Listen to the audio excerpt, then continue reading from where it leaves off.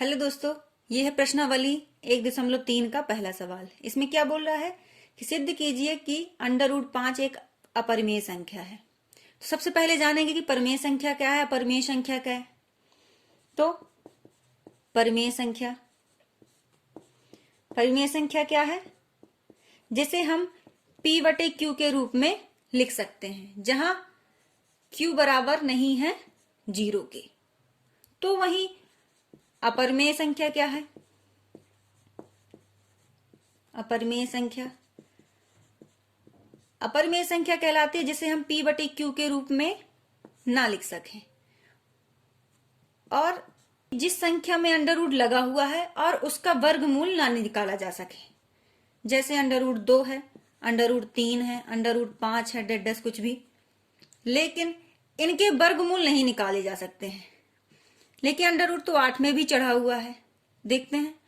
तो इसका 2 गुणे 2 गुणे 2 किया, तो ये हो गया 2 √2। अंडर में 2 है, ये भी अपरिमेय संख्या है। लेकिन √4 अपरिमेय संख्या है या नहीं है, ये भी देखते हैं। तो देख करके देखते हैं, तो ये हुआ आया 2। इसका वर्गमूल क्या आ गया? 2। तो जब ये 2 आ गया है, अंडर में नहीं है, मतलब ये एक परिमेय संख्या है। तो अपरिमेय संख्या वे संख्याएं हैं जिनका एक तो वर्गमूल ना निकाला जा सके, दूसरा P/Q के रूप में ना लिखा जा सके। चलिए सवाल की ओर बढ़ते हैं। तो इसमें क्या करते हैं, सबसे पहले क्या करते हैं, माना √5 एक परिमेय संख्या है।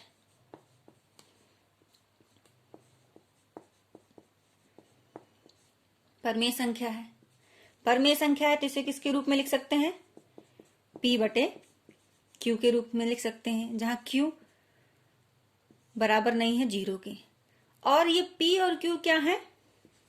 2 पूर्णांक हैं।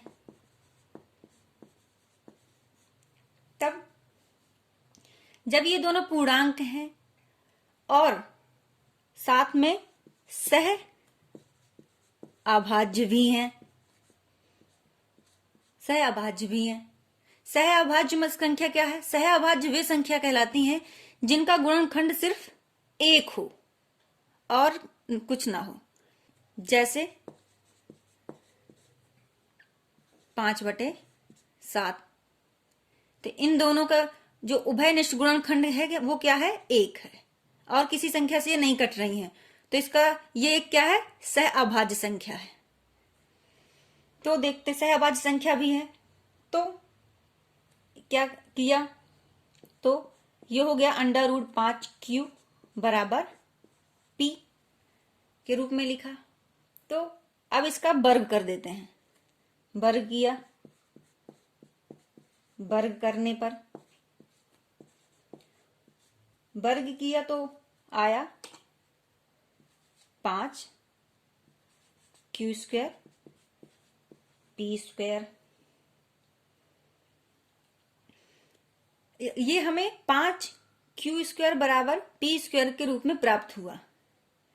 तब हम कह सकते हैं कि जो ये 5 है, इस P² को क्या करेगा? विभाजित करेगा। अपन ने यूक्लिड प्रमेय तो पढ़ी ही है, जहां दिया होता है ये BQ + R। अगर इसको BQ के रूप में लिख दें तो इसका मतलब होता है R क्या है? अपना 0 है। जब R अपना 0 है तो इसे P/Q के रूप में लिख सकते हैं, जहां B का मतलब क्या हो जाएगा कि ये A पूरा पूरा कट जाता है। जब B से A पूरा पूरा कट जाएगा तभी ना अपना शेषफल 0 आएगा। तो यहां यही देखना है कि यहां अपना शेषफल 0 आ रहा है, मतलब जो ये 5 है P को पूरी तरह काट रहा है। तो हम लिख सकते हैं कि अतः 5 P² को विभाजित करता है। जब 5 P² को विभाजित करता है तो 5 पी को भी विभाजित करेगा, विभाजित करेगा। 5p को विभाजित कैसे करेगा? कहने का मतलब यहां 2 है, यहां 4 है, तो 2 का भाग दिया 4 में, तो ये 2 बार चला गया, तो ये कट गया। अगर इन दोनों का वर्ग भी कर दिया दाए, कर दिया, तो क्या ये हो जाएगा 2 दूनी 4, ये हो जाएगा 4 चौको 16। तो क्या भाई पूरा पूरा नहीं कट रहा है? कट रहा है। तो जब ये 5p² को विभाजित कर रहा है तो 5p को भी विभाजित करेगा। ठीक है, तो इसको विभाजित करेगा, तब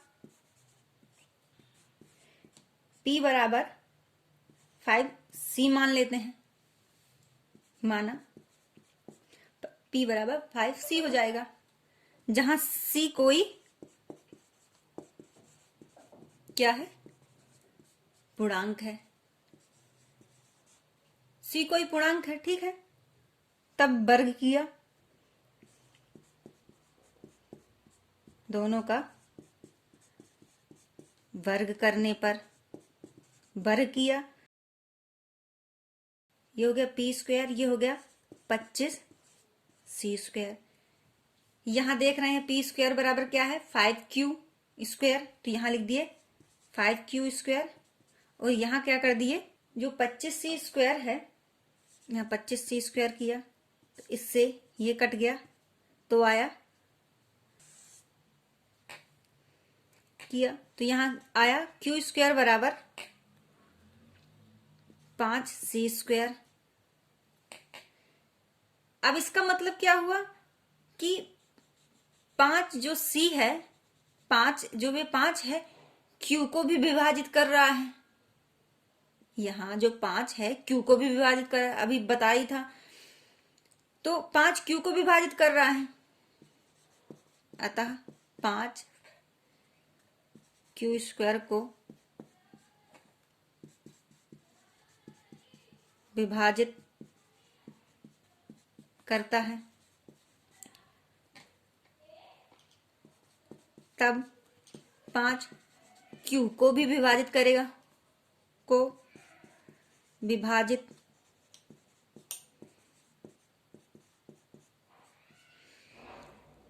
करेगा।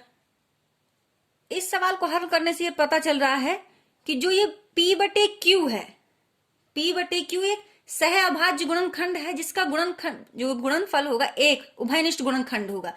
लेकिन इसको सॉल्व करने से पता चल रहा है कि p5 जो 5 है वो p को भी काट रहा है और q को भी काट रहा है। मतलब p/q का एक के अलावा भी कोई एक गुण उभयनिष्ठ गुणनखंड है। मतलब p/q को एक के अलावा 5 भी काट रहा है, मतलब ये सह अभाज्य नहीं है।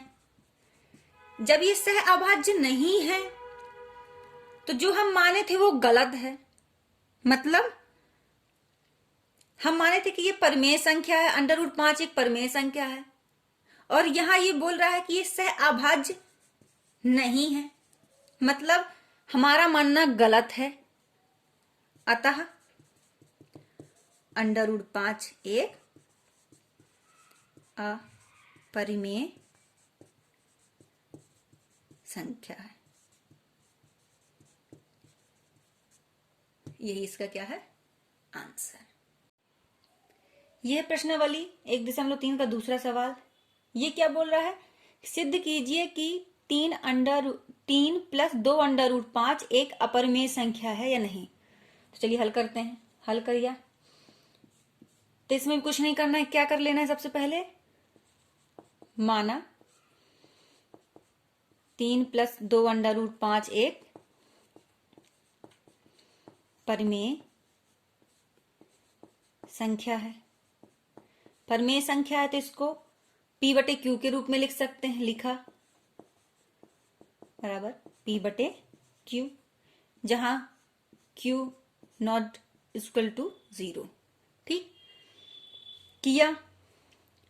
अब इसको हल किया तो 3 का इस साइड पक्षांतर किया करते हैं तो 2√5 बराबर p/q माइनस 3। इस 2 को भी ले जाते इस साइड तो √5 p/q 3।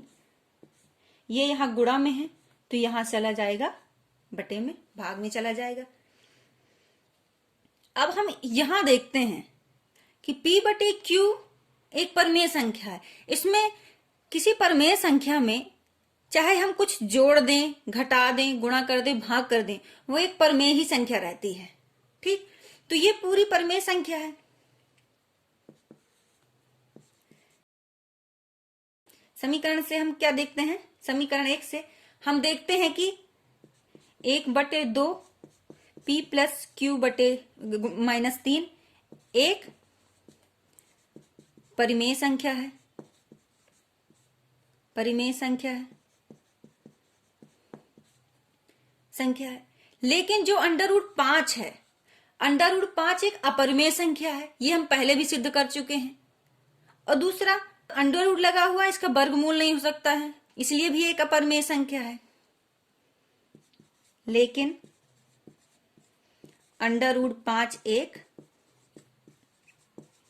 अपरिमेय संख्या है। जब √5 एक अपरिमेय संख्या है तो ये एक परमेय और एक अपरिमेय बराबर हो, ये विरोधाभास है। मतलब संभव ही नहीं है कि एक अपरिमेय संख्या और एक परिमेय संख्या बराबर हो।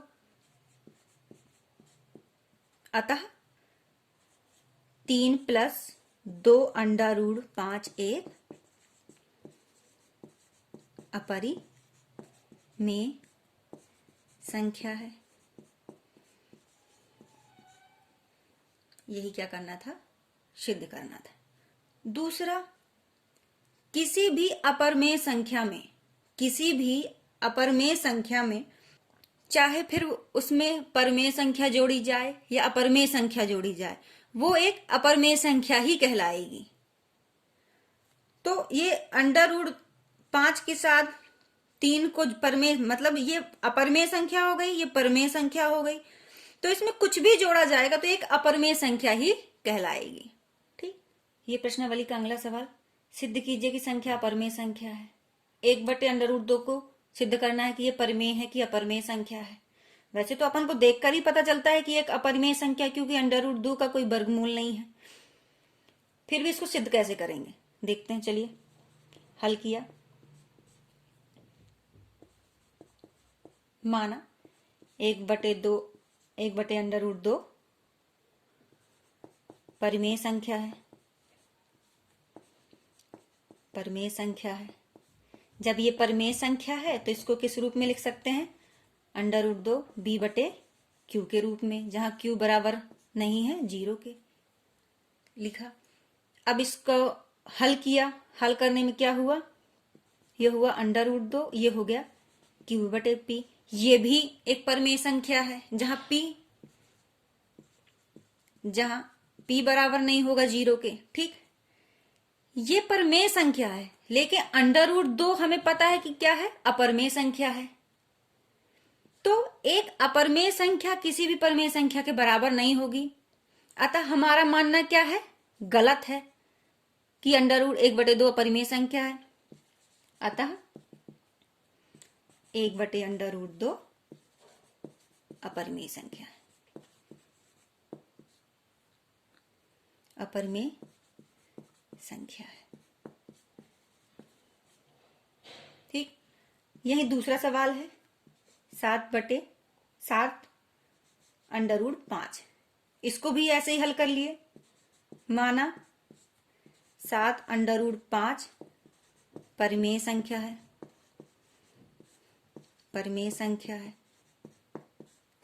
जब ये परिमेय है तो इसको किस रूप में लिख सकते हैं? p/q के रूप में लिख सकते हैं। हल किया तो ये हुआ √5, ये हो गया p/q। गुणा में है तो यहां चला जाएगा भाग में।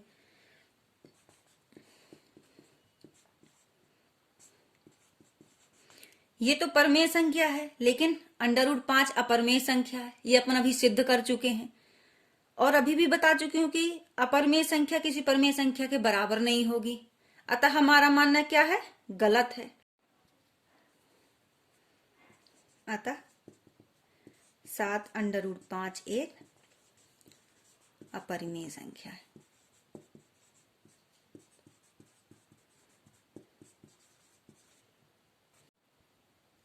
ये प्रश्नावली का लास्ट सवाल।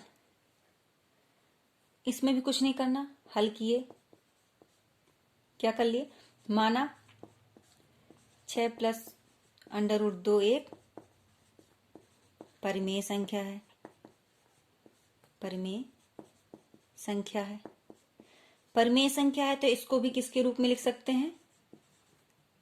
बराबर P/Q, जहां Q बराबर नहीं है 0 के, लिखा।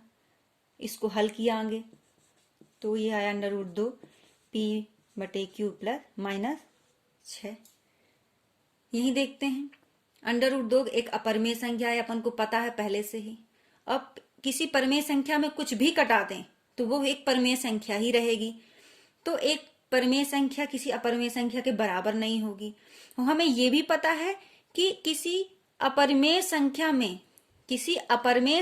में किसी भी परिमेय संख्या को जोड़ दें या घटा दें तो वो एक अपरिमेय संख्या ही कहलाती है। अतः 6 + √2 एक अपरिमेय संख्या है, अपरिमेय संख्या है।